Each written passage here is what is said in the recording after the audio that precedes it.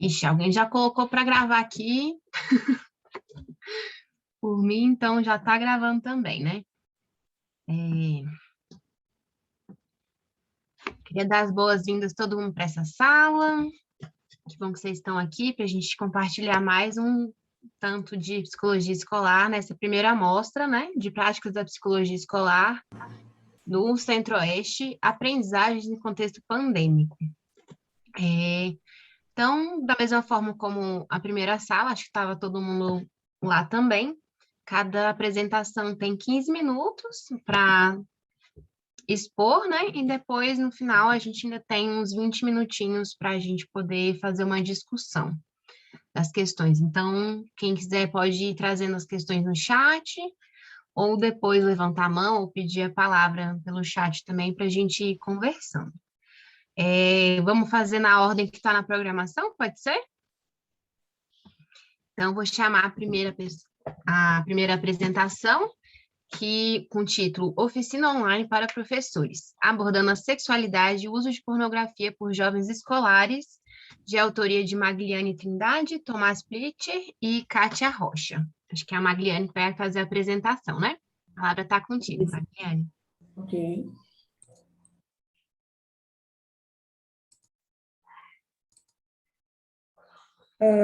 Quando eu tento projetar, me vem eu acho que tem que colocar como co-host, alguma coisa do tipo. Não está permitindo que eu projete, share screen.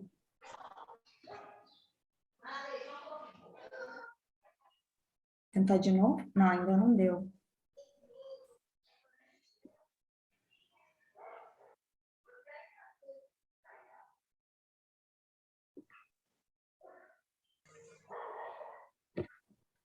Oi, Carolina, me ouve? Estou escutando, eu estou vendo aqui o que eu consigo... Está marcado como todos os participantes podem apresentar, e não tem nem como mudar essa configuração, né? Eu vou no share screen, né? Isso. E ele me veio a mensagem... agora foi. Beleza. Agora foi. 2 anos de pandemia, de ensino remoto, e a gente continua tendo essas questões de tecnologia. Aí aparece para vocês? Parece sim. Então, vamos lá. Então, boa tarde, pessoal. Eu sou a Magliane, sou doutoranda da Pontifícia Católica Universidade do Rio Grande do Sul e venho aqui para mostrar para vocês um projeto nosso de extensão universitária, comunitária, né, chamado Oficina Online para Professores, abordando a sexualidade e o uso de pornografia por jovens escolares. Deixa eu só minimizar aqui.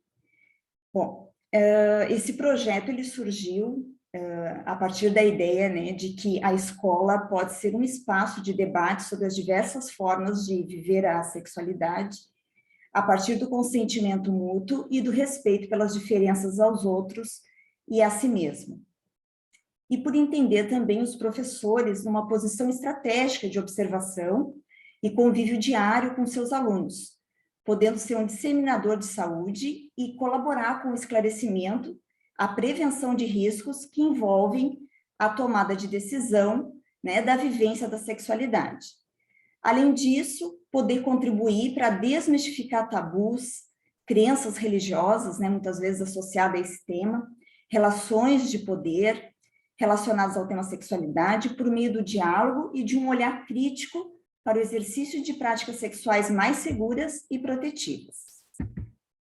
Então, os objetivos da oficina giraram em torno, né, da possibilidade de dialogar com os professores a partir das suas principais dúvidas, né, e dos seus prévios conhecimentos relacionados à sexualidade e ao uso de pornografia por jovens escolares, e refletir sobre os tabus relacionados ao tema e os cuidados necessários para o exercício de uma sexualidade mais saudável e responsiva, né? Tendo a possibilidade da escola, né, ser esse espaço de encontro, que muitas vezes dentro da família esse espaço ele não ocorre, né, não, como deveria, né, com essa liberdade de diálogo. Então, a oficina, ela ocorreu durante o período pandêmico, né, em agosto uma delas, né, essa que eu trago aqui, em agosto de 2021, ela ocorreu no formato 100% online, durante o tempo de 2 horas, a partir de uma metodologia participativa, expositiva, dialogada, possibilitando o ensino-aprendizagem por meio de reflexão, criticidade e, principalmente, né, a sensibilização sobre esses aspectos que envolvem o tema sexualidade. Pautou-se em um enfoque sociocultural, né, que, para além do modelo biomédico, reducionista, biológico, considera também os fatores psíquicos, sociais e culturais como constituintes da sexualidade. Então, eu trago aqui brevemente, assim, o passo a passo da oficina, né, como que ocorreu. Então, no primeiro momento, foi solicitado aos professores, né, por meio do Google Forms, que eles relacionassem todas as palavras associadas ao tema sexualidade. A partir daí, os resultados, eles foram apresentados na oficina, né, através de uma nuvem de palavras. Então, aqui, trazendo alguns exemplos, né, de que as maiores palavras representam a quantidade de vezes que elas foram citadas, né. Além disso, foi feita a relação e o debate com o diagrama de palavras e conceitos definidos pela Organização Mundial da Saúde, que se interseccionam com sexualidade, e que mostram, né, que apontam que a sexualidade não é sinônimo de ato sexual, ela é muito além, né, e ela envolve outros temas como intimidade, erotismo, sexo designado, identidade e papéis de gênero e orientação sexual, por exemplo. Na sequência, foi apresentado um vídeo ilustrativo e explicativo sobre as relações de gênero, e que, principalmente, né, traz a questão do desconhecimento como o principal fator gerador do silêncio, do preconceito, de ações discriminativas, né, e de tabus relacionados a essa temática, que impede, muitas vezes, o diálogo, né, tanto na escola quanto na própria família. Além disso, foram apresentados dados epidemiológicos do Ministério da Saúde sobre as taxas de infecção sobre ISTs entre os adolescentes, como HIV, sífilis, né, durante o processo. Durante a oficina também os participantes, né, os professores, eles foram divididos em subsalas, no próprio Zoom, para uma roda de conversa sobre os relatos de experiências que eles tinham em relação à sexualidade dos alunos e o uso de pornografia na escola. Foi apresentado também uma campanha, né, neozelandesa, Keep It Real Online, que aborda a pornografia, né, a partir de um tom humorístico, né, mostra que a pornografia é assunto sério, né, é uma encenação e que não define a realidade, né, por isso que é importante discutir o sexo consensual e o respeito nas relações sexuais afetivas. Ao final, foi encaminhado aos professores um material de orientação, né, de como abordar o uso de pornografia por jovens escolares, e que aborda, né, principalmente as diferenças nessas relações sexuais da vida real e dos conteúdos pornográficos, né, com todo o conteúdo de relações de dominação que estão presentes na pornografia, né, a questão do apelo, né, do consumo midiático que se tem nesse tipo de mídia, e principalmente a questão do consentimento, né, como algo assim essencial quando se fala em processos, né, em relações afetivas e sexuais. Então, como consideração final, né, a gente traz a questão da sensibilização, né, como fundamental contribuição para o aumento de situações de, quer dizer, para diminuir, né, o aumento de situações de discriminação, intolerância, exposição aos riscos de ISTs, gravidez indesejada e mitos relacionados à sexualidade e tabus também relacionados ao tema, transversais às questões de gênero que aparecem comumente, né? Conclui-se que esse formato online da oficina, ele possibilitou a democratização do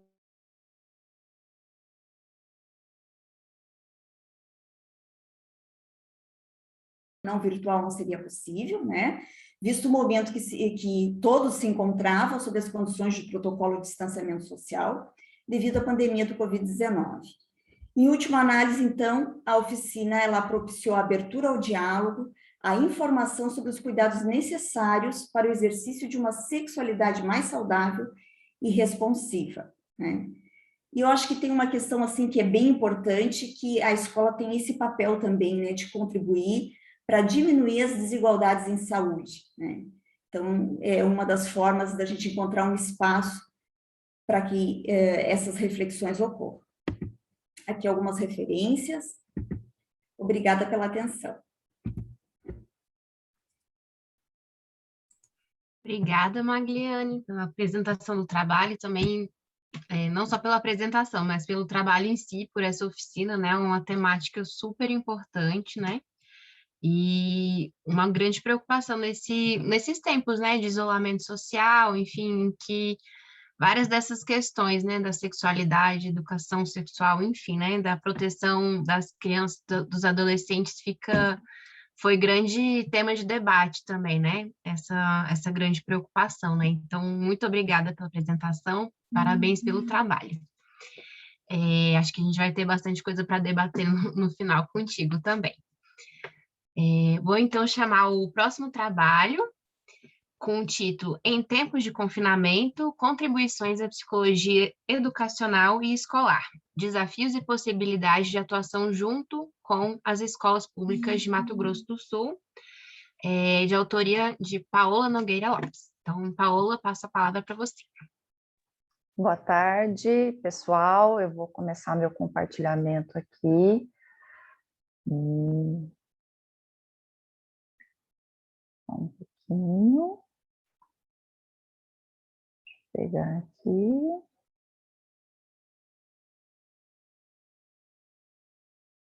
Já estão conseguindo visualizar? Esse é o aplicativo, por mais que a gente teve muitas vezes, foi o que eu menos usei. Então, para mim, vou começar, tá bom? Bom, então eu vou começar contextualizando. Acho que é importante dizer da onde eu falo, né? Então, eu sou psicóloga educacional escolar dentro da Secretaria de Estado de Educação do Mato Grosso do Sul. Então, com o fechamento das escolas, nós tivemos muitas dificuldades em como a psicologia iria achar caminhos possíveis para uma aproximação com as escolas estaduais. Então, correu-se muito com resolução, correu-se muito em relação às orientações pedagógicas, mas a gente percebeu que os espaços de fala e escuta naquele momento necessárias não estavam ocorrendo. Então, esse projeto eu intitulei como Conversas Colaborativas, foi de minha autoria, dentro da coordenadoria, da qual eu tinha o objetivo justamente de uma aproximação com essas escolas. Então, a escuta ela é ferramenta fundamental dos psicólogos, utilizá-la para aproximar das demandas do cotidiano escolar e da cultura escolar, geradas ou potencializadas pela crise sanitária, proporciona compreender a realidade e a dinâmica escolar. Então, acho que é importante dizer que essas demandas do cotidiano escolar, que já eram frequentes no cotidiano, elas passam a emergir e a gente precisava olhar para essas questões. Então, qual foi o objetivo do projeto? Aproximar e oportunizar espaços de circulação de discurso e fala entre as escolas, né, e com as escolas estaduais do Mato Grosso do Sul. Outro objetivo foi compreender as reais situações impostas pela pandemia, né, os contextos educativos e como a psicologia escolar e educacional poderia contribuir com essas demandas. Porque mais do que a gente pensar algo da secretaria, era importante, dentro da nossa prática, escutar essas escolas, para propor algo adequado e oportuno naquele momento de confinamento. Então, é importante dizer que o projeto ele buscou se aprofundar o conhecimento acerca da dinâmica escolar e como os sujeitos à frente da gestão escolar poderiam interferir e colaborar para a gradativa apropriação dos fenômenos ali existentes, de tal maneira que impactasse o ambiente educacional e escolar e as relações ali existentes. Então, como que a gente desenvolveu esse trabalho? Então, foi por adesão, então não foi imposto, como a gente sempre vê por parte das próprias secretarias, né? A gente teve esse cuidado. Bom, vamos propor isso para as escolas, então foi por adesão. E dentro dessa adesão, ficava condicionado para que o gestor, o diretor escolar, junto com a coordenação, discutisse com seus professores, antes dessa reunião, então a intervenção ela já começava aí, das principais temáticas do cotidiano que eles gostariam que fosse abordado na segunda parte do projeto. Então, esses temas levantados na escola, prevenientes da equipe. Então, o que mais saiu nesse levantamento dessas escolas? Saúde mental, a busca ativa escolar, que era um momento de muito abandono, né? A questão do comportamento autolesivo e os encaminhamentos para o Conselho Tutelar, que a gente vê muito, isso daria um outro artigo, escola como local só de encaminhamento. A segunda parte do projeto foi feita através das reuniões virtuais de escuta e intervenção. Então, foram 5 escolas marcadas, agendadas conforme o período que elas escolheram, então a gente conseguiu fazer esse compilado, né? Num período de 2 horas, com média de 8 participantes para estar com a gente. Então, das 345 escolas estaduais do Mato Grosso do Sul, 33 participantes, então foram 117 instituições da rede estadual do Mato Grosso do Sul. O perfil, né, foram 51 municípios, aqui nós temos 79, 51 municípios participaram, então escolas regulares, integral, indígenas, centros de educação profissional, centros de educação infantil e também centros de EJA e AJA. Participaram 139 pessoas, aqui está um pouco do perfil, diretores, coordenadores, técnicos das coordenadorias regionais, da quais aqui a gente dividido, e psicólogos que a gente tinha dentro desse projeto AJA, que é um projeto de correção de fluxo, né? Foram 26 turmas formadas, uma média de 8 participantes. Então, é importante frisar que, nesse momento, eu acho que, até porque nós vamos ter a implantação da lei, está ocorrendo, né, da 13.935, foi um momento oportuno da gente também contextualizar o papel do psicólogo escolar e educacional. Porque esse é o grande, acho que é o nosso grande desafio agora, enquanto rede, enquanto psicólogo, é dar essa ciência em relação à comunidade, tanto interna quanto externa, qual é esse papel. Falei também, contextualizei as questões de saúde mental e a busca ativa escolar, problematizando o papel da escola, que isso é fundamental. Qual é o papel da escola frente às situações? Então, a escuta atenta das demandas trazidas pela escola. Então, o trabalho de intervenção foi realizado nessa perspectiva de problematizar com esses atores acerca de condutas pedagógicas desenvolvidas e os seus desdobramentos em relação a essas orientações. Preliminarmente, a gente pôde perceber que possibilitou que havia uma necessidade de um trabalho junto com os docentes, a qual permite esse intercâmbio teórico e práticos fundamentais, na perspectiva de propor cenários que favoreçam esse discurso e práticas educativas, sempre pensando em práticas coletivas, que a escola ela sempre busca responsáveis, culpabilização, individualização. Então, a gente traz essa perspectiva. Os resultados, a vivência dos espaços oportunizados de escuta e diálogo possibilitaram mobilizar uma consciência coletiva do papel do psicólogo, isso foi muito importante, além de um trabalho colaborativo dos diversos atores da comunidade escolar e práticas pedagógicas possíveis diante desse momento. Aqui foi um formulário que nós mandamos após esse encontro, então, para ver o nível de aprendizagem, não só falar, foi legal, foi bom, não. Qual foi o nível de aprendizagem diante desse momento? Então, também é um momento reflexivo após o momento. Aqui, eu sei que o tempo é curto, tem um relato de uma participante, né? Tudo que foi abordado em nosso encontro trouxe um novo olhar para a nossa equipe. Entretanto, acredito que a sugestão para que não nos cansemos de falar, dialogar com as famílias, sempre trazendo para perto do filho, perto da escola, da equipe, fortalecendo o nosso vínculo, manter o vínculo, né? Essa parte do acolhimento. Eu acho que o grande desafio foi para esse projeto, quando eu escrevi ele aqui nesse espaço, em outros espaços também, foi narrar justamente essa experiência através da produção escrita, dado que sempre deixa escapar os fatores emocionais, os contextos pessoais e coletivos, os seus condicionantes, né?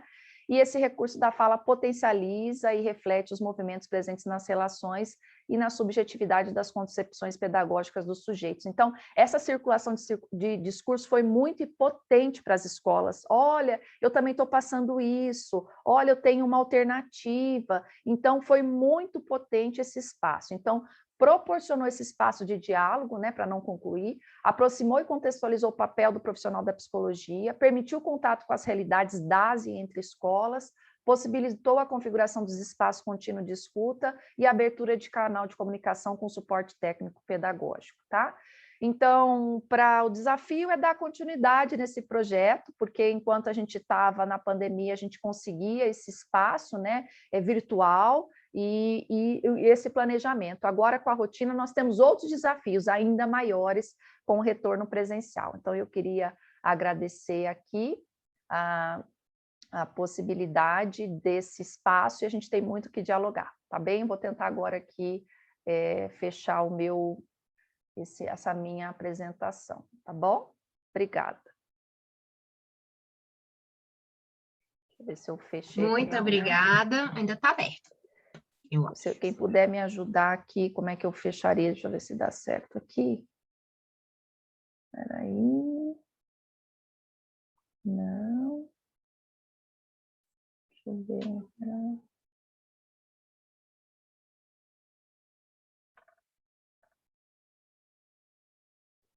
Um pouquinho. É só para fechar a sua apresentação? Eu paro aqui para você. Ó. Separa, por favor. Muito obrigada. Obrigada. Imagina. Com dificuldade. Bom, Paula, muito obrigada pela sua apresentação. Eu acho que traz muito, né, da potência que a gente tem enquanto psicólogas escolares, né, da escuta e dessa circulação também das vozes, né, das angústias, do acolhimento, né, e o quanto que esse contexto, né, que obrigou a gente a trabalhar remotamente, ele traz essa possibilidade também de um alcance muito grande, né? Fiquei impressionada com a quantidade de escolas, a quantidade de regiões que você conseguiu atingir com o teu trabalho, né? Então, as possibilidades de cada forma de trabalho que vão se apresentando, né? Então, bem bacana. Obrigada pela apresentação. Vou chamar, então, o nosso próximo trabalho, que tem o título Contexto Pandêmico e Burnout em Professores, de autoria da Adriana Rocha, Felipe Silva e Ingrid Neto. Acho que é a Adriana que vai apresentar, né, Adriana? Então, passo a palavra para ti. Obrigada, boa tarde. Deixa eu apresentar aqui a minha tela.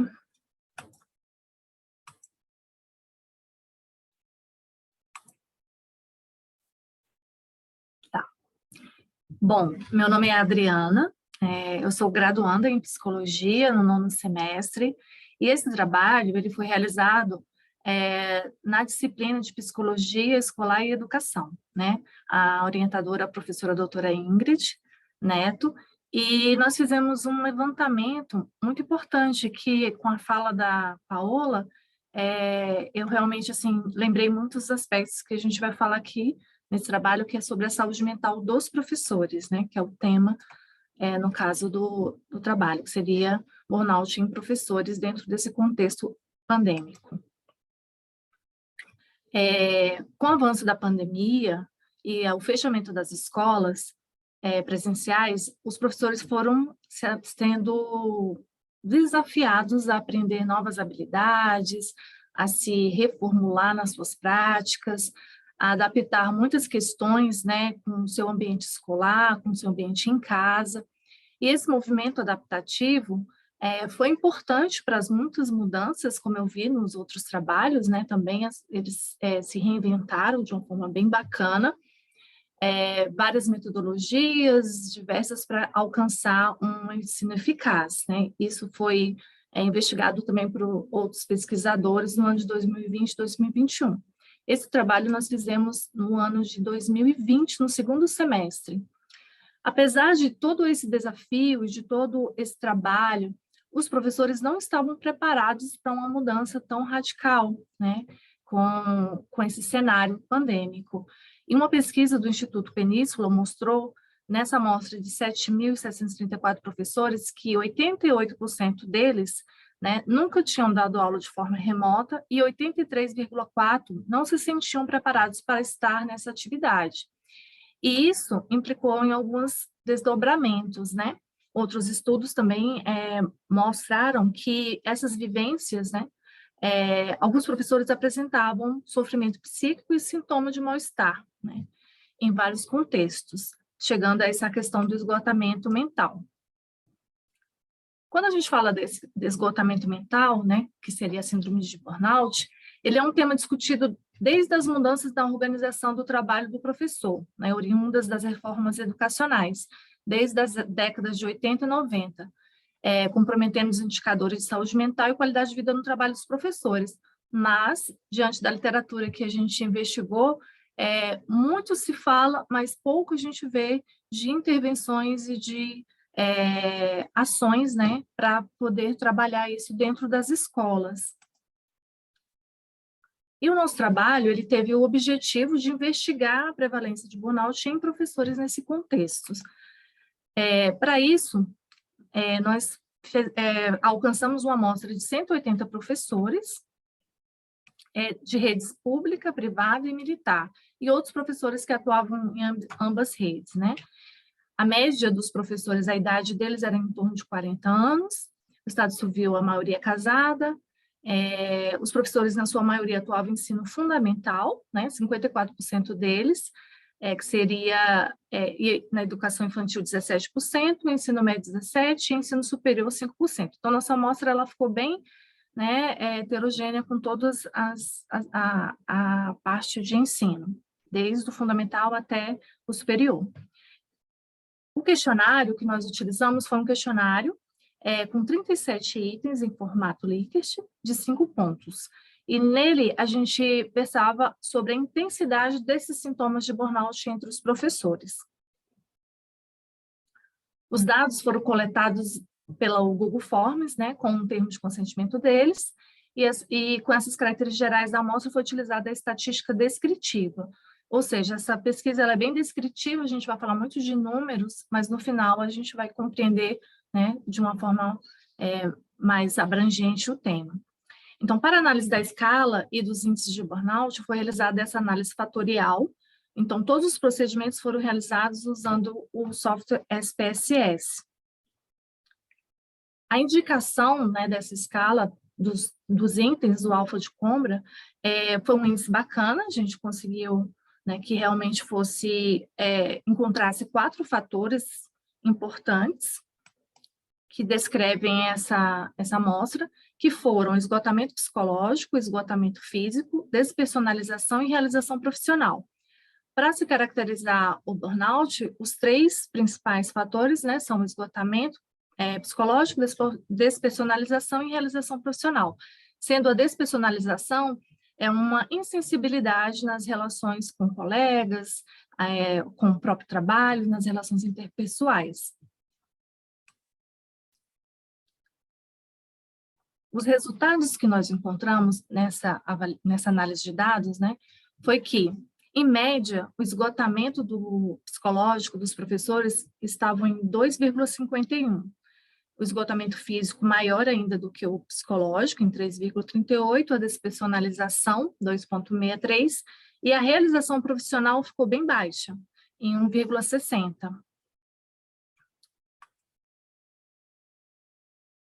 Comparando as escolas públicas com as escolas privadas, percebemos que a escola pública ela apresentou um maior esgotamento físico e uma maior despersonalização, sendo comparada com as escolas privadas. Então, os professores da rede pública apresentaram um comprometimento maior da saúde mental nesse sentido.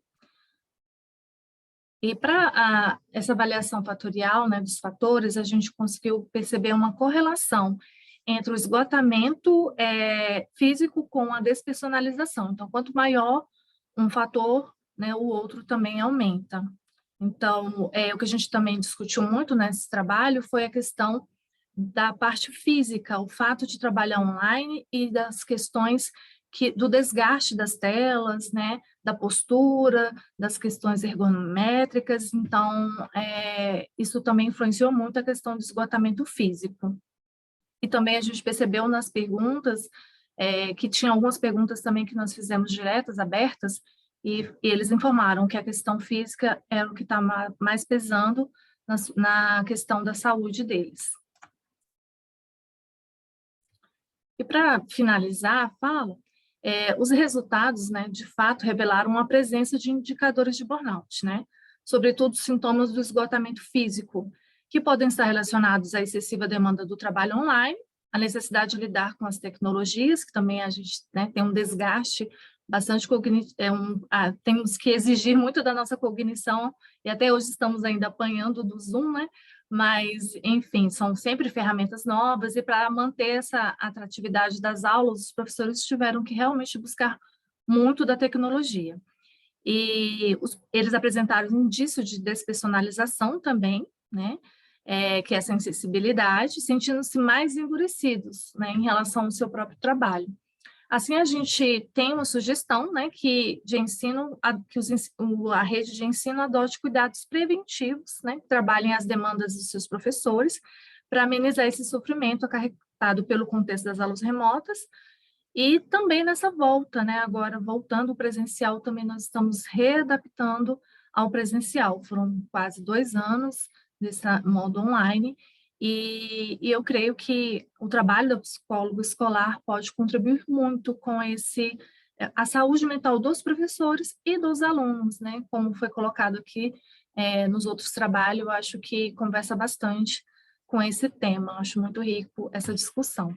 Então, eu agradeço pela apresentação, que estão algumas referências, e é isso, obrigada. Obrigada, Adriana, pela apresentação.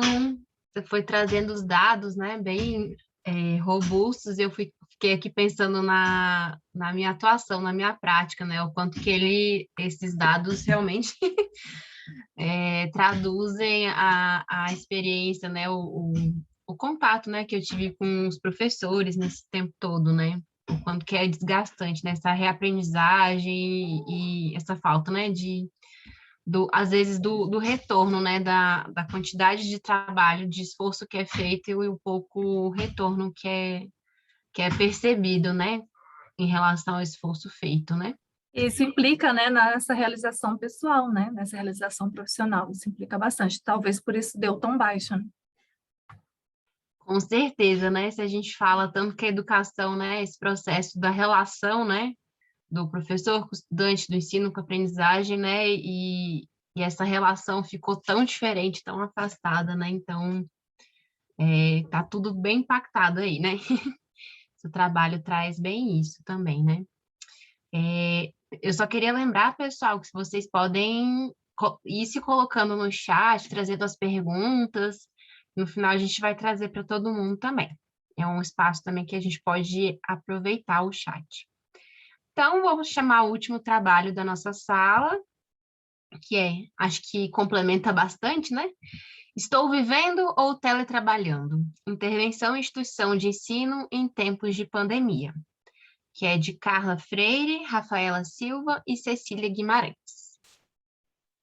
Estão na sala?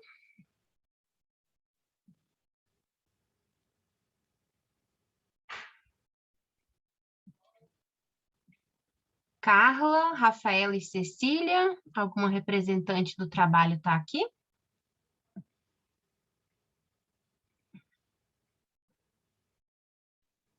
Eu acho que elas não vieram, gente, pelo que eu estou vendo aqui. Acho que a gente poderia, então, iniciar o debate. Qualquer coisa, se elas entrarem, a gente dá o espaço para elas apresentarem o trabalho delas também. Pode ser? Pode ser sim? Beleza. Já tem uma pessoa inscrita para a fala. Thalita quer fazer uma pergunta para a Magliane. Pode perguntar. Oi, Carol. Oi, gente. Vocês estão me ouvindo bem? Sim. Desculpa, é porque me desconectou aqui. Eu estou tentando chegar aqui de novo. Achei os trabalhos muito interessantes, assim, queria agradecer pela oportunidade. E a pergunta que eu queria fazer, ela tem muita relação com como que esses professores se relacionam com essa questão da sexualidade, né? A gente esbarra muito na psicologia escolar e tem muitas escolas que protegem muito, né, assim, esse assunto, que evitam trabalhar isso dentro de sala de aula, tem muito receio como as famílias vão interpretar o que está sendo feito na escola, e eu achei muito bacana esse diálogo com os docentes, né, de que maneira a gente pode tocar nisso, o que a gente pode trazer com isso, porque tem efervescido muito, né, entre os adolescentes, sempre foi assim, mas eu percebo que com a pandemia, com as tecnologias, isso se intensificou. Então, a pergunta que eu tenho para fazer é como é que a gente pode relacionar essa questão da sexualidade dos professores quando eles abordam isso com os alunos, né? Existe um preparo, assim, de fazer uma oficina, de trazer para os professores esse conteúdo, trabalhar com eles, né, para fortalecer esse cuidado? Boa, Thalita. Eu vou trazer, assim, acho que uma forma de responder essa pergunta é trazendo uma das questões que surgiram durante a oficina e que fez com que, inclusive, a gente pensasse alguma coisa talvez voltada para os professores, no sentido de cuidado e acolhimento. Porque, assim, é aquela história, né, que a gente há pouco havia comentado como ferramenta à escuta. Eu acho que foi a colega Paola, né, que trouxe. Então, assim, essa escuta que a gente colocou ali no momento, durante a oficina, emergiu muitas questões dos professores, né? Então, trouxeram, assim, como eu coloquei ali na nuvem de palavras, uma das palavras que apareceu em caixa alta, né, que mais vezes foram citadas, foi a palavra corpo, né? Então, veio todo aquele aspecto sociocultural, né, construído, de estereótipo, da perspectiva de gênero, né, porque a maioria era mulher, né, enquanto professoras que faziam parte da oficina. Então, aquela questão, assim, de um culto ao corpo, né, que muitas vezes é defendido nas mídias, né, que é promulgado que para ter prazer precisa ter um corpo bonito, né, associa a sexualidade a estereótipos. Então, isso foi sendo trazido durante a oficina, e como que, né, muitas vezes, assim, aquela questão de que isso fica bem para a mulher, isso não fica bem, né, construções patriarcais, que muitas vezes impede essa vivência da sexualidade. Então, várias questões desse tipo foram trazidas durante a oficina. E fez com que a gente parasse para pensar, assim, na questão do cuidado com o professor, né, do acolhimento do professor também nesse processo. Que a gente prepara eles para lidar com os alunos, mas precisa ter um tempo, né, incluir um tempo nessa oficina de escuta desses professores, para elaborar questões, assim, muito próprias deles, né, em relação à sexualidade.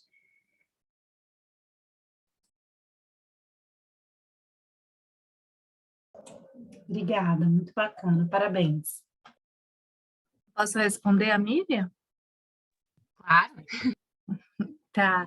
Então, Miriam, todos os colegas, né? A despersonalização é um dos fatores que caracteriza o burnout. Para que possa ser caracterizado, síndrome de burnout precisa ter o esgotamento psicológico, a despersonalização e a realização pessoal, né, profissional, precisa também aparecer esses fatores, né, dentro dos itens que é colocado nas escalas para essa avaliação quantitativa, digamos assim. E a despersonalização, ela se caracteriza pela insensibilidade emocional do profissional, isso em qualquer profissional, porque burnout é uma síndrome que afeta profissionais dentro do ambiente de trabalho, né? E aí essa pessoa, esse profissional, passa a tratar as pessoas com que ela se relaciona no trabalho de uma forma, podemos dizer assim, indiferente. Ela começa a ficar com um aspecto de insensibilidade, um pouco uma questão de frustração com essa relação. Então, ela começa a se distanciar. Então, a literatura coloca como despersonalização. E é o que caracteriza o burnout, porque é isso que diferencia de quadros depressivos, né? Porque o burnout e a depressão, eles têm bastante semelhanças nos sintomas. Então, a despersonalização é que faz essa diferença de depressão e burnout. Eu consegui explicar? Tá ok, obrigada.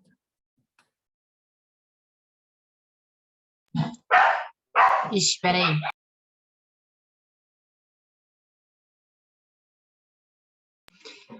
aí. Mais alguém gostaria de fazer alguma pergunta, algum comentário? Acho que a Miriam levanta a mão.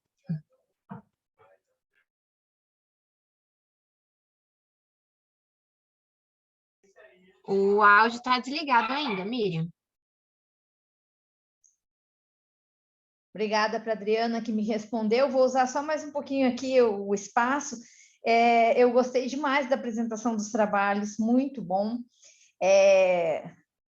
Eu fiquei até um pouquinho com vergonha da pergunta, mas é assim, eu estou começando meus estudos na psicologia, mas eu sou pedagoga. E aí estou adentrando esse mundo e estou achando muito interessante essa questão da gente pensar da psicologia na educação, né? E eu queria fazer uma pergunta para a Magliane, que ela falou dessa oficina online com professores. Isso foi um período foi no período só da pandemia, ou vocês vão dar continuidade? Porque eu vi também que tu faz parte, né, na PUC de um grupo de pesquisa, e se vocês vão continuar ofertando essa oficina, e se for, quem é que pode participar? Porque eu achei assim, muito interessante, inclusive numa das aulas que eu estou tendo neste semestre, nós estávamos justamente conversando que ainda hoje a gente tem muito tabu, né, em relação à sexualidade. E vocês estão vendo a minha carinha aqui, né, sabem que eu sou das mais velhas na turma que eu estou frequentando, começando o curso de psicologia. E aí, assim, dos jovens até parece que eu não percebi tanto isso, mas depois eu conversei com o professor, porque, assim, claro que vem todo aquele resquício, vem todo um ranço aí do que a gente vem aprendendo aí ao longo da vida.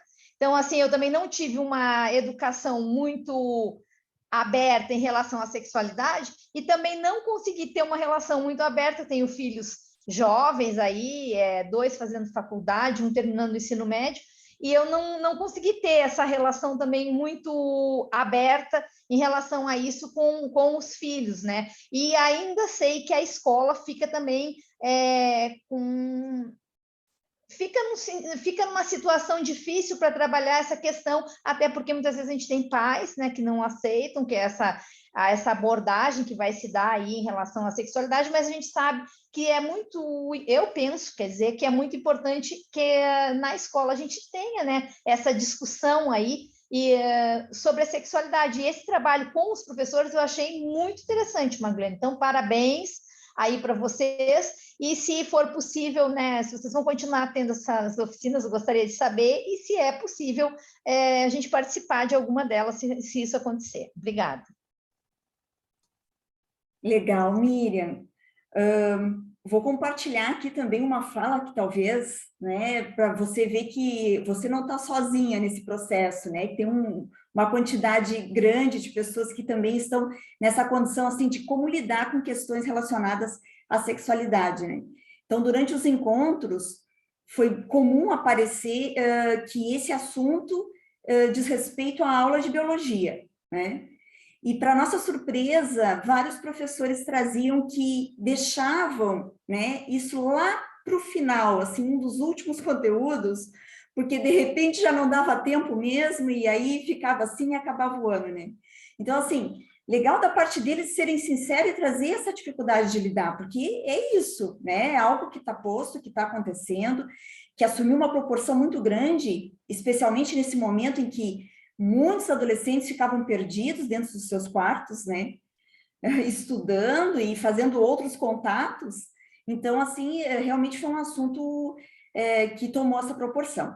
A princípio, ela aconteceu no ano de 2020, esse projeto de extensão, e 2021, né? Por enquanto, não há uma previsão, mas eu acredito que vai ser retomado. Nós tivemos algumas reconfigurações no grupo, saída de algumas pessoas, né? Então, assim, não tem nenhuma data próxima de previsão, né, da próxima oficina. Elas aconteceram online justamente com esse objetivo, né, de atender esse processo pandêmico ali, que tomaram esses 2 anos praticamente, né, 2020 e 2021. Mas, assim, eu acho que é interessante acompanhar as redes sociais do grupo. Se você colocar lá no Google, você vai ver que tem as redes sociais, e surgindo uma possibilidade, né? Daqui a pouco é possível estar se inscrevendo e participando. Tá bom? Posso problematizar um pouquinho, Carolina, em relação a essa questão, que eu acho que é muito importante trazer esse tema. Que bom. porque como eu trabalho, eu volto a dizer, né, eu trabalho dentro da Secretaria de Estado de Educação, essa perspectiva de acompanhamento dos professores é uma realidade para mim, né? Então, eu vejo que o que está faltando é resgatar esse papel da escola, esse papel social da escola, né? Esse é um ponto importante. Um outro ponto, como a Maglione colocou, é essa questão apenas pelo viés biológico, né? Então, eu entendo e vejo a dificuldade do professor em relação a repertório de condutas pedagógicas, né? De ações pedagógicas. Então, quando a gente fala de processos formativos, principalmente às vezes dentro das secretarias ou das escolas particulares, esse é um assunto realmente, por questões de tabu, por questões culturais, a gente não sabe como tocar, então ele fica extremamente velado dentro do contexto educacional, né? Eu tenho visto isso desde o ano passado, quando houve um retorno das aulas presenciais, a questão de gênero, os pedidos para uso em relação ao nome social. Por mais que esteja contemplado em lei, o meu trabalho foi muito de traduzir essa lei em condutas pedagógicas. Tá, eu tenho lá na lei que se ele é menor, a família assina e ele pode ser chamado pelo nome social, se ele é maior, ele pode fazer isso, tá, mas e aí? E o cotidiano escolar? Que esse era o grande ponto de interrogação. Primeiro ponto de interrogação, o uso do banheiro. Como é que faz o uso do banheiro? Né? É uma construção. Então, nós, enquanto psicólogos educacionais, o nosso trabalho também vai nesse sentido, né? Problematizar essas situações do cotidiano numa construção junto com as escolas, né? Porque aí você já dá essa questão que tem essa, nossa, o psicólogo vai resolver tudo. Não vai. Então, quando você traz essa perspectiva da qual você vai construir junto, problematizar, primeira coisa, escuta o sujeito. Nós estamos numa posição de aprendizado, pergunte para ele como quer ser chamado, né? A forma como tem que ser tratado. Vamos construir a questão do banheiro, nós estamos, como é numa construção, nem sempre eu já vou fazer uma imposição, né? Nós estamos dentro desse ambiente educacional, então acho que nunca perder de vista qual é o viés, aonde nós estamos, qual é essa perspectiva, que comunidade escolar estão, essas questões culturais, elas são caminhos possíveis para práticas, para caminhos aí dentro dessas questões, né? E realmente, eu acho que talvez uma dificuldade que a gente tem encontrado agora, até para eu dar continuidade no que eu fiz, que foi essa escuta com as escolas, foi justamente de espaço. Porque agora parece que está uma correria, precisamos recompor a aprendizagem, precisamos correr. E as situações do cotidiano escolar, que assim eu intitulo, que são essas demandas que os estudantes trazem, elas emergem, estão assim imensas, questões de violência que a gente tem visto, as questões de sexualidade. Então, nós estamos sendo convocados o tempo todo para estar fazendo essa reflexão quase que diária. É isso, tá? Senão eu me estendo.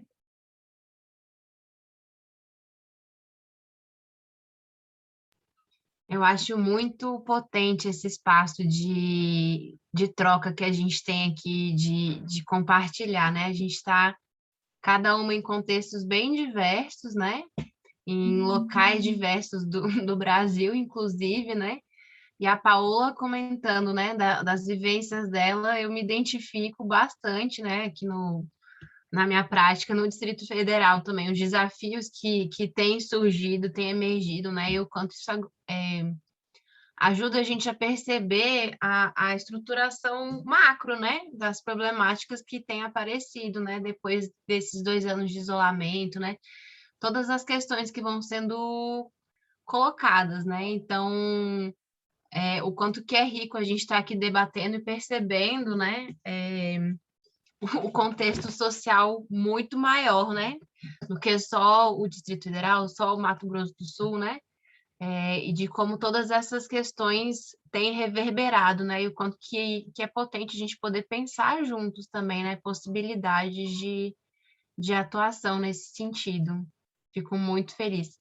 E aí eu queria trazer uma pergunta também, né, todos os trabalhos, né, eles foram, né, a partir da escuta dos educadores, né, dos professores, né, e aí eu queria saber como é que vocês sentiram, como é que foi esse processo, né, de chegada, de iniciar essa escuta e ao longo do processo, e como é que foram essas reverberações desse processo de escuta mesmo, né? Se puderem comentar para todas, né? Como é que vocês sentiram esse impacto, né, das ações de vocês? Vamos responder por ordem, que aí fica certo?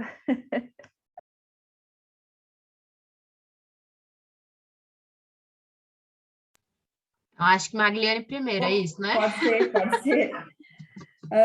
Eu vejo assim, uma coisa que, né, talvez falar é chover no molhado, né, mas que é a centralidade mesmo, né, do professor na educação contemporânea. Então, acho que é isso, assim, né, o professor ele pode ser constituinte de subjetividade nos alunos, né, eu vejo o papel, assim, fundamental de disseminador de saúde, inclusive, né, a questão da saúde mental, trazendo essa questão, assim, de letramento em saúde mental, assim, poder instrumentalizar, sensibilizar o professor para que ele entenda um pouco desse universo e que possa ter esse papel, assim, de autocuidado, né, que eu acho que é fundamental para que ele se sinta fortalecido e que ele possa também ser um cuidador, né, dos seus alunos, que ele possa ser um acolhedor, né, no sentido, assim, bem isso que eu coloquei ali no início, assim, dessa posição estratégica que o professor tem, né, de observação diária dos seus alunos, muitas vezes, assim, a dúvida do aluno, né, a queixa do aluno chega primeiro no professor do que na própria família, né. O aluno passa muitas vezes mais tempo na escola do que na própria, em convívio com a própria família. Então, assim, o professor poder estar atento a esses processos, né, e ver a importância que ele tem, eu acho que é fundamental. Então, assim, é nesse sentido que eu vejo essa escuta, né, tudo que aconteceu durante a oficina, trouxe isso, assim, isso que a gente tinha essa ideia, que a gente fala sobre isso, mas parece que perde a dimensão da importância, né, dessa formação dos professores, da formação continuada, né, e desse espaço de escuta, de cuidado deles também, né, não só formar para instrumentalizar, mas que eles possam se sentir fortalecidos para essa prática. É isso. Maravilha. Para mim, esse processo de escuta, ele começa com acolhimento. Eu acho que dá luz para as questões que a gente gostaria de trabalhar. Então, aqui eu entendi que, como as coisas às vezes são muito verticalizadas, quando a gente traz para a horizontalidade, então, eu faço um convite, eu faço uma adesão, eu problematizo, eu peço para que antes da gente ir para esse momento de espaço, de circulação de discursos que façam entre eles, eu também estou trazendo as potências, né? Porque a gente é muito de uma cultura do que não. Né? Então, quando a gente vai para uma cultura do que eu estou fazendo, mas para onde eu posso olhar, isso daí se torna algo muito potente dentro da escola. E trazer sempre, acho que para essa situação de horizontalidade na questão do aprendizado. Então, eu acho que o que ficou assim muito claro para mim, que naquele espaço eu consegui colocar os pares para conversar e, ao mesmo tempo, se identificar, ver que aquela situação que está acontecendo lá numa escola indígena que não fechou na pandemia, porque o momento da minha escuta foi em 3 meses, de abril a junho, num momento muito crítico aqui do meu estado, né, que eu falei, eu preciso fazer alguma coisa, eu preciso dar algo para essas escolas, então foi muito nesse movimento de acolher e fazer essa escuta empática. Né? Bom, eu posso dizer que foi uma grande inquietação desde então, que eu estou sentindo depois desse trabalho. A minha empatia, né, ela subiu de nível em relação aos professores, como aluna, né, graduando em psicologia, 2 anos online, né, a partir desse momento que eu analisei esses dados e me apropriei desse conhecimento, né, de todos os estudos relacionados a professores e o burnout, eu comecei a fazer questão de abrir a câmera, né, e sempre em todas as aulas, para poder dar esse feedback para o professor, para dar esse acolhimento como aluna, né, para estar ali. E sempre incentivava os colegas a fazer o mesmo, porque, de fato, como, né, a Magliane falou, precisa desse autocuidado, precisa desse acolhimento, dessa escuta, de todas as relações de trabalho, né, da parte da coordenação, da parte dos colegas, da parte do aluno, da parte dos pais. Então, é isso, eu acho que essa inquietação de poder fazer algo, né, para ajudar esses professores a ter essa questão ouvida, né, e acolhida, e possa trazer um cuidado mesmo, assim, porque cuidar de quem cuida, né, mais essa perspectiva de cuidar de quem cuida, porque, de fato, o professor não só ensina, ele cuida, né, dessas crianças, desses adolescentes, e a maior parte do tempo dessas crianças é dentro da escola. Então, sim, eu acho que essa inquietação foi mais nesse sentido, desse olhar para a saúde mental dos professores. Ai, gente, muito bacana nessa dimensão, né, do cuidado, que também faz parte da educação, né? Queria perguntar se mais alguém gostaria de fazer alguma colocação, alguma pergunta. Pelo que eu estou entendendo no chat, as questões são mais técnicas do Zoom, mas se alguém gostaria ainda de trazer alguma fala, alguma pergunta.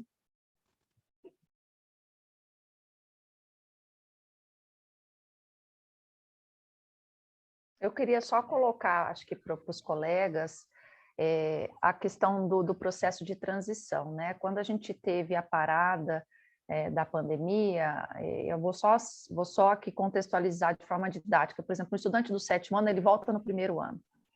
E aí eu escutei um relato do diretor, nossa, ele continua com os comportamentos lá quando ele estava no 7º ano, né? Então, o quanto essas questões, o quanto essas demandas, o quanto olhar para esse sujeito, inclusive para os professores, o que eu observei também, que o professor ele também teve que se revisitar, né? Ele também teve que se colocar numa posição não só do sabedor de todo o conhecimento dentro daquela sala de aula. A sala de aula extrapolou, começou a entender que esse aprender ele vai além desses muros, desses contextos, né? E mesmo assim, as dificuldades, né? Porque ele também se colocou numa posição de ser cuidado, porque eu tive que fazer buscativa de estudante, buscativa de professor, que também sumiu nesse momento de pandemia. Então, são tantos contextos que nós vivenciamos naquele momento e trazendo agora para esse contexto atual, ainda nos questionam, né? Hoje eu estava conversando com uma repórter, o que está acontecendo, né? O que está acontecendo com relação a essas questões da própria violência, né? Nós temos que entender que esse estudante, ele ficou 2 anos sem esse contexto de regras e normas, de rotinas de estudo, do vínculo com a escola. Então, assim, tem um N, acho que listas para a gente, acho que refletir, e vem ao encontro de tudo que a Adriana colocou, que a Magliane colocou também, que são esses pontos que a gente precisa agora olhar, né? A saúde mental, que está extremamente fragilizada, então eu sempre volto a questionar qual é o papel dessa escola. A escola está dentro de uma rede, e se a escola ela se acha no direito de que tem que dar conta de tudo, está todo mundo adoecendo junto com ela. Né? Então, eu acho que a gente voltar para essa perspectiva de rede, voltar para essas potências, ela é muito rica a gente ter esse olhar, né? Não só individualizando ou trazendo uma perspectiva só biológica para as explicações, ou só como às vezes a escola quer, só de diagnóstico. Né? A escola não é lugar de diagnóstico. Né? Então, eu acho que trazer esses contextos, eu acho que vai ser muito importante para esse momento agora. Eu estou falando aqui dessa realidade, mas eu acredito que faz eco aí em muitas de vocês. Boa noite, Lígia. Assim, eu sou credenciada em Goiás, mas atuo também no estado do Pará. E por determinação do Ministério Público, só pôde iniciar o ano letivo em alguns municípios quando foi contratado psicólogo. E essa fala com relação à questão da saúde mental, dos professores, essa síndrome, neste momento, o que a gente vê é que os professores estão altamente desadaptados, estressados. Nessa semana eu atendi 2 professoras que trabalham com educação infantil, e o relato que elas traziam era: eu gosto do trabalho que faço, porém eu não suporto mais, eu não gosto do barulho, não gosto, não tenho condições. Isso em um município. A do outro município, quando pensa de ir para a escola, começa a tremer, ou seja, uma extrema ansiedade que acabou que a gente teve que encaminhar. Então, assim, quando a gente decide participar deste evento, a gente decide já preocupado com a atuação atual. Estou, assim, eu gostei muito de ter ouvido sobre essa pesquisa, até se puderem passar para que a gente veja, porque eu penso que, de repente, pudesse ser um pontapé inicial para a gente ver o que pode fazer neste momento, porque o desgaste está tremendo, os nossos profissionais estão muito desgastados. Obrigada. Vou te encaminhar, tá, Lígia? Obrigada, por favor. Você me passa o seu WhatsApp aqui que eu vou anotar.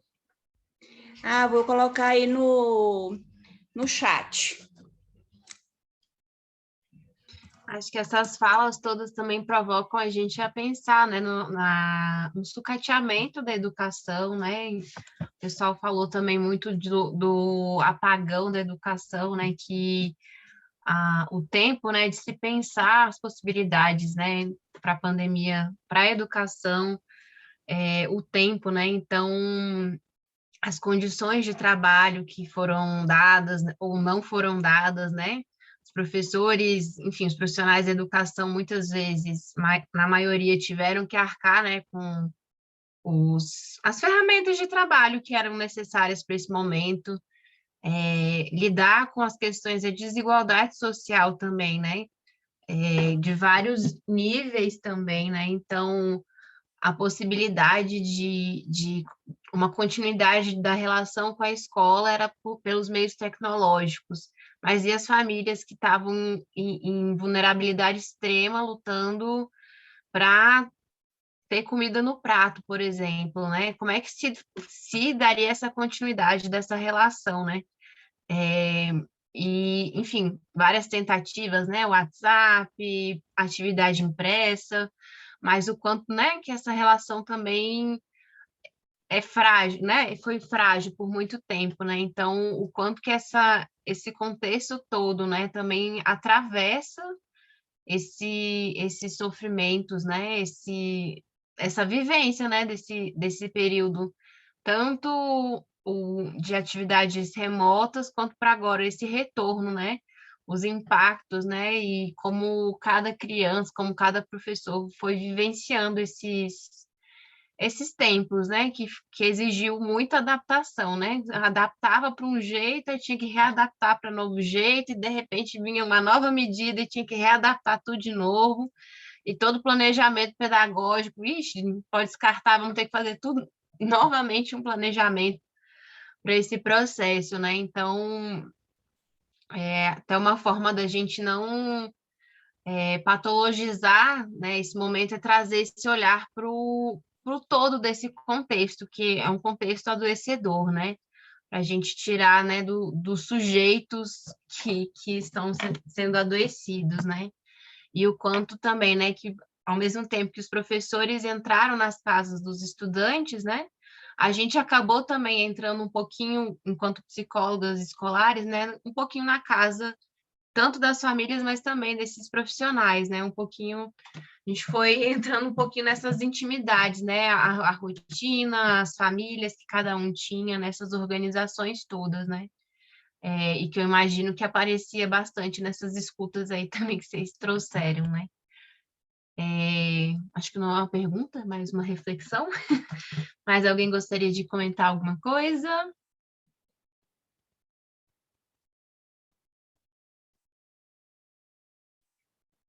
Dá um segundinho, se alguém quiser colocar alguma coisa.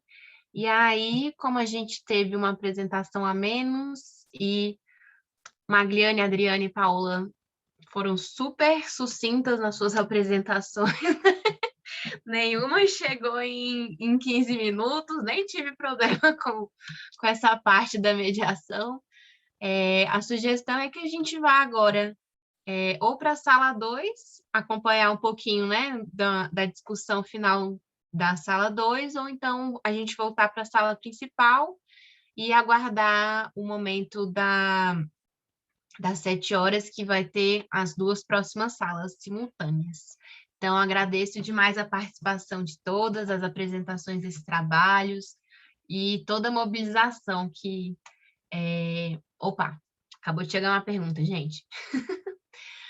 Caroline escreveu: olá, boa tarde, sou psicóloga na educação do meu município e tenho tido desafios de como conseguir ajudar também os professores que relatam desmotivação. Sempre me questiono em como posso ajudá-los. Outro ponto também sobre a questão da sexualidade. Como um psicólogo pode trabalhar isso nas salas? Então, Paola, Magliane, Adriana.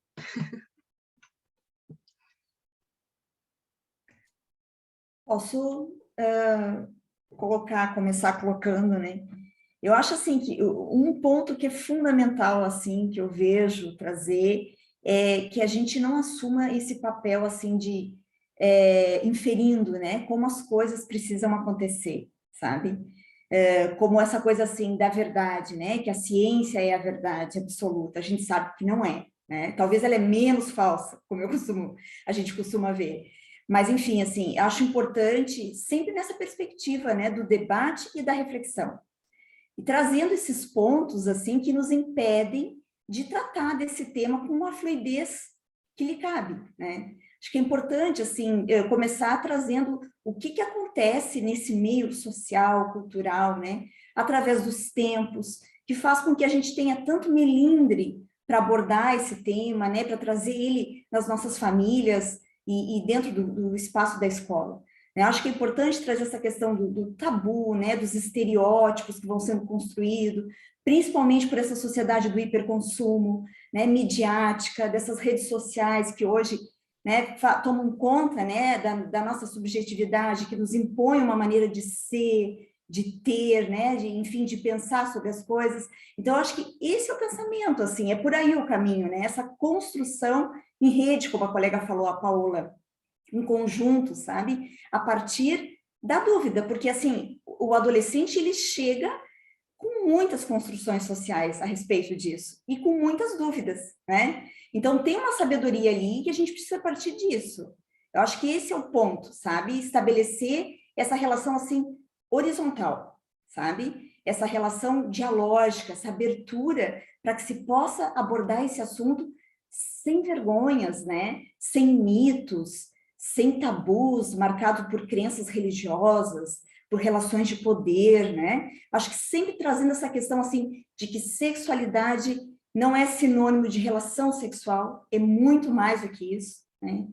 E que para viver uma sexualidade saudável, responsiva, precisa ser consensual, né? E ser baseada no respeito.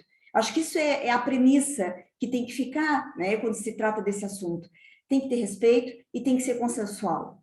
Então, assim, quer dizer, o consentimento entre ambas as partes. Eu acho que é por aí, não tem, assim, uma mágica, né, uma receita. Eu parto, assim, do princípio da construção, a partir daquilo que acontece ali naquele meio, né, a partir das dúvidas, a partir das sabedorias que existem naquele momento. Não sei se respondi, mas eu acredito que é mais ou menos esse o caminho. Eu vou pegar o ponto que ela está ajudar os professores em relação à desmotivação, que mais a gente escutou, né? Aluno desmotivado, professor desmotivado. Eu entendo que a desmotivação ela é multifatorial. Desmotivação em relação a quê? Né? Então, eu acho que começar um processo reflexivo com esse grupo de professores em relação ao que desmotiva, né? Eu sempre digo, uma coisa é eu ter dificuldade, outra coisa é eu ter resistência. Então, diante das questões do cotidiano escolar, é problematizar. Como a colega, eu acho que a Lígia trouxe aqui, né? Olha, eu não consigo mais olhar para esse espaço. Então, qual é o sentido de ser professor? Ou eu preciso resgatar isso dentro de mim, porque assim, eu tenho um sentido para ser psicóloga, eu tenho um objetivo em ser psicóloga, isso tem um contexto na minha vida, da mesma forma o professor. Eu acho que são muitos fatores, eu acho que o primeiro deles, a gente volta lá na formação inicial, da idealização desse sujeito que a gente vai encontrar em sala de aula, né? Eu acho que é um primeiro ponto, uma primeira dificuldade que a gente vai ter aí. Então, essa questão. Outra coisa é que a gente idealiza mesmo muitas situações, expectativas em relação ao próprio aprender, né? E a aprendizagem, ela mobiliza muita coisa. Então, nós temos professores que são excelentes da parte cognitiva, mas não é da relação humana, às vezes não e o ato educativo é um ato da relação, eles têm essa certa dificuldade. Eu começaria como psicóloga, já me colocar nessa situação também de aprendizado e começar a problematizar situações do cotidiano escolar, né? O que seria essa desmotivação, né? Partindo não de uma visão romantizada, muito pelo contrário, trazendo esses contextos, a questão financeira, né? Eu estava vendo aqui, não tem no planos e cargos de carreira o doutorado, mas qual que é o sentido de fazer um doutorado, um professor? Né? Qual que é o sentido de ser professor? Então, eu começaria problematizando essas situações do cotidiano escolar, traria esse contexto de uma forma muito crítica, né? E discutindo entre pares. Eu sei que cada um vai ter a sua motivação, mas eu traria esse sentido para o meu fazer, tá bom? E aí a sexualidade eu deixei aqui para a colega. Falando sobre a questão de saúde mental, que foi o tema da pesquisa, a Paola já falou tudo, né, em detalhes, mas eu penso que esse espaço de fala dos professores, não sei como é que é no chão da escola, né, como falam, se tem esse espaço, de fato, para se falar de saúde mental, de autocuidado, né, eu acredito que essas práticas, levar para a escola, faria bastante diferença nessa questão desse indicador de saúde mental deles e daria esse espaço para que eles pudessem reconhecer, se revisitar e saber de onde vem essa desmotivação, qual realmente é o seu propósito, né? O que importa, o que é valoroso para aquele professor, porque a gente vive por ciclos, às vezes naquele momento não é mais tão valoroso ele estar naquele né, lugar, né, naquele papel. E aí é esse processo mesmo de deixar ele se colocar um momento mesmo de fala e acolhimento.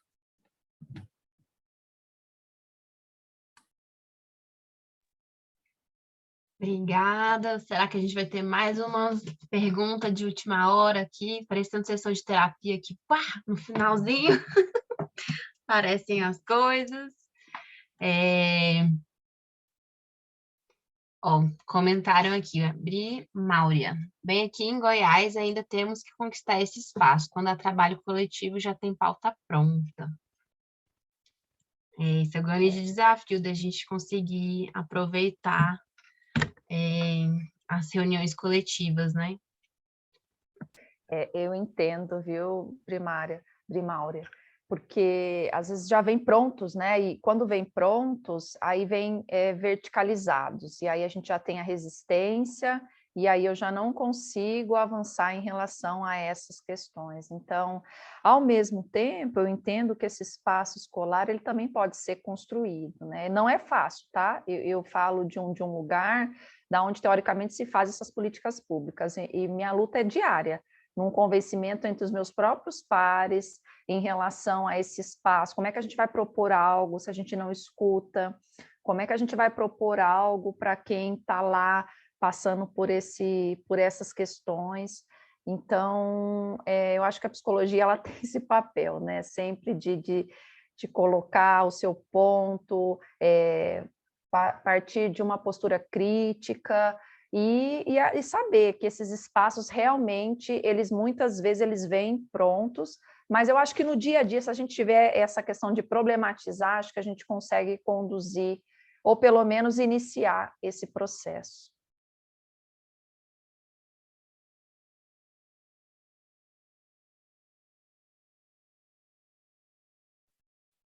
Beleza, pessoal. Gente, que sala rica de discussões, quanta coisa a gente conseguiu conversar. Então, agradeço imensamente as nossas palestrantes, né? Apresentadoras, pela troca, todo mundo também que participou, que proporcionou esse momento de discussão. Muito obrigada por esse momento, gente. E aí, acho que a gente pode ir se encaminhando de novo para a sala principal, né? A gente ainda tem mais uma rodada de